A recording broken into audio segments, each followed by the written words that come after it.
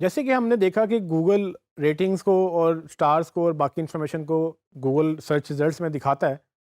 Reviews भी उनमें से एक बहुत इंपॉर्टेंट रोल प्ले करते हैं, जिसमें अगर आपने किसी वेबसाइट, किसी कंपनी, किसी प्रोडक्ट को रिव्यू किया है, तो आपकी स्टार रेटिंग या आपकी वेबसाइट पे जो भी रिव्यू लिखा हुआ है, उसकी स्टार रेटिंग लोगों को नज़र आएगी।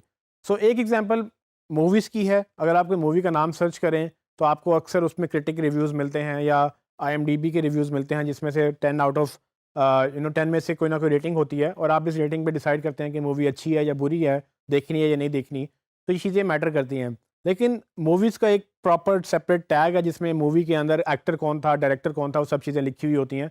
सिर्फ़ आपके रेफ़रेंस के लिए बता रहा हूँ ताकि आप इसको मज़ीद एक्सप्लोर कर सकें।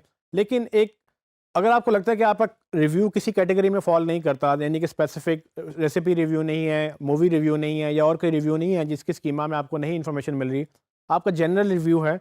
आप जनरल रिव्यू के लिए भी एक रिव्यू के लिए ये टूल यूज़ करके आप रिव्यूज़ क्रिएट कर सकते हैं। सो आप दोबारा एसईओ चैट पे जाएँगे, मैं आपको एक बड़ा सिंपल सा एक रिव्यू का फॉर्मेट बता दूँगा कि अगर आपने कुछ भी रिव्यू करना है, बेशक आप अपने पर्सनल ब्लॉग में कर रहे हैं, आप बिज़नेस ब्लॉग में कर रहे हैं या अपने क्लाइंट के लिए आप आर्टिकल लिख रहे हैं, आप ये रिव्यू का टैग उसमें डालकर रेटिंग्स वाला पार्ट जनरेट कर सकते हैं। इससे क्या होगा कि आपकी जो प्रेज़ेंस है सर्च इंजन में, वो बेहतर हो जाएगी आपके कंपैटिटर से और बेसिकली आप यानी कि यूज़र एक्सपीरियंस बेहतर करेंगे। आइए देखते हैं। मैं एसईओ चैट के रिव्यू वाले सर्च स्निपेट के ऊपर गया हूँ। आप इस पे जा सकते हैं, schema.org टूल्स में आप देखें रिव्यू की एक ऑप्शन है, यहाँ पर आप जाएँगे तो आपको ये टूल मिल जाएगा। इसमें वही फ़ील्ड्स दोबारा से अवेलेबल हैं। मैं सिर्फ रिव्यूज़ का नाम लिखूँगा, फॉर एग्ज़ाम्पल प्रोडक्ट 1 रिव्यू। मैंने किसी प्रोडक्ट का रिव्यू लिखा है तो प्रोडक्ट का नाम यहाँ लिखूँगा और उसके बाद रिव्यू लिख सकता हूँ। सो अगर आप यहाँ पर कोई एक्चुअल आपने नाम लिखना है, प्रोडक्ट 1 नहीं लिखना और यहाँ पर डिस्क्रिप्शन लिखनी है उस प्रोडक्ट की कि आपका ओपिनियन क्या था, उसकी डिस्क्रिप्शन क्या थी। तो यहाँ पर आप वो डिस्क्रिप्शन एक्सप्लेन कर सकते हैं।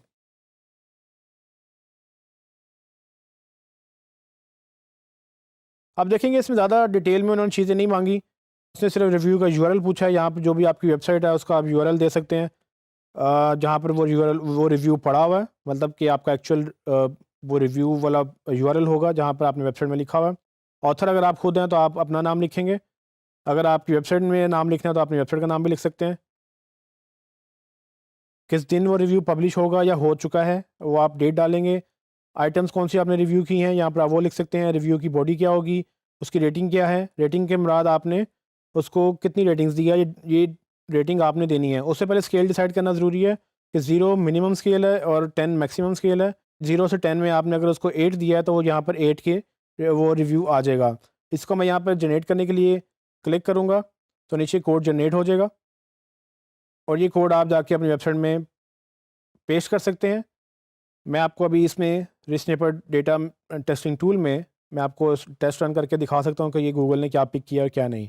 आप देखेंगे कि गूगल ने फ़ौरन रिव्यू का डेटा पिक कर लिया है, उसमें डिस्क्रिप्शन वगैरह जो चीज़ें मैंने ऐड की थी वो सब ऐड हो चुकी हैं। सिर्फ एक एरर दे रहा है कि उसने कोई आइटम रिव्यू नहीं की। सो बेसिकली मैंने यहाँ पर ये फील्ड ब्लैंक छोड़ी थी, यहाँ पर बेसिकली जिस आइटम को आप रिव्यू कर रहे हैं उसका नाम लिखेंगे। वो आइटम क्या है, मोबाइल डिवाइस है, कैमरा डिवाइस है या कुछ भी आप रिव्यू कर रहे हो यहाँ पर लिखेंगे और उसकी रिव्यू की बॉडी क्या है कि आपका रिव्यू एक्चुअली है क्या। आप उसकी समरी यहाँ लिख सकते हैं और जब आप अपनी वेबसाइट में इसको डालेंगे तो गूगल एक्चुअली इसको शो करेगा। फिलहाल उसने सिर्फ एक एरर दिखाया है, मगर आइटम लिखूँ तो मेरा रिव्यू पब्लिश हो सकता है। बेसिकली रिव्यू की बॉडी भी ऑप्शनल है। सो इस तरह से आप अगर कोई भी वेबसाइट रिव्यू कर रहे हैं, कुछ भी आप रिव्यू कर रहे हैं तो आप उसमें ये कोड यूज़ कर सकते हैं। जैसे कि आपने देखा कि आप किसी भी चीज़ को रिव्यू कर सकते हैं। अब ये एक एक्स्ट्रा अपॉर्चुनिटी है आपके पास कि अगर आपने किसी बुक का नाम लिखा है, आपने किसी और चीज़ के बारे में रिव्यू किया है, आप उसके बारे में ये रेटिंग जनरेट करें और अपने गूगल में पोजीशन जो है वो एनहांस करें, अपनी लुक एनहांस करें ताकि यूज़र को एक अच्छा एक्सपीरियंस मिले और ज़्यादा ट्रैफ़िक आए। ज़्यादा ट्रैफ़िक आने से आपकी अल्टीमेटली गूगल आपको ऊपर लेके जाएगा क्योंकि आप उसको वैल्यूएबल इन्फॉर्मेशन दे रहे हैं। सो रिच स्निपेट बेसिकली इन्हीं चीज़ों में हेल्प करते हैं। आई होप आपको ये भी आपको या आपके क्लाइंट को भी हेल्प करेगा।